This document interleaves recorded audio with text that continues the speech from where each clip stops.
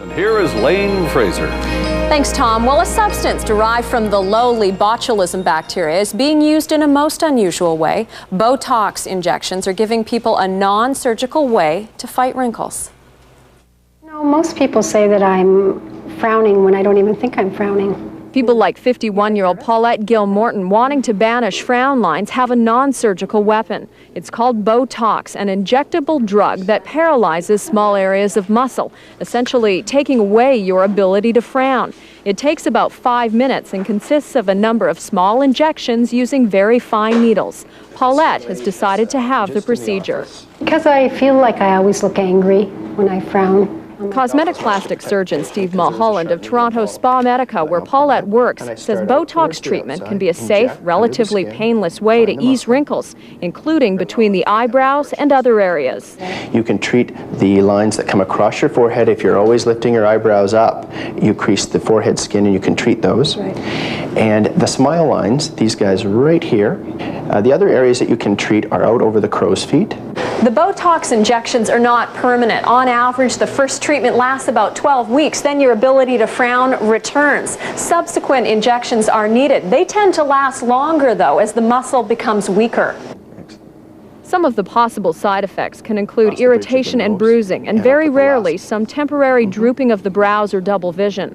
2 weeks after the procedure, Paulette is happy with the results. It's terrific. People say that I look actually a little bit different. An average Botox treatment costs about $400 and must be done by a qualified physician. We're back now with health news for you and your family, and tonight we're talking about Botox.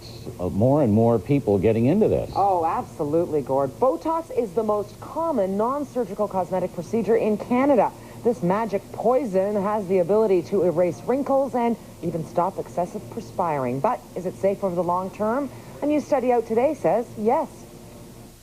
Our goal is to have you go right back to work.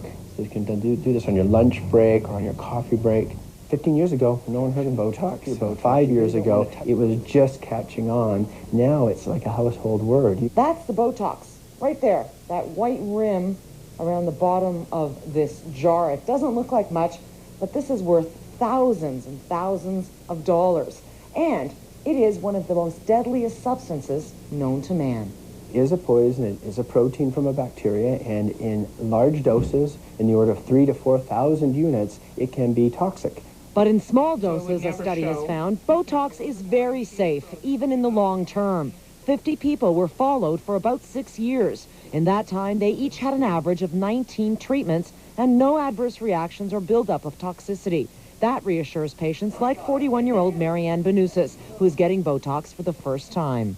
I'm hoping that I won't look like I'm worried all the time. Dr. Mulholland injects Marianne around the forehead, paralyzing the worry muscles. He does the eyes as well as the neck.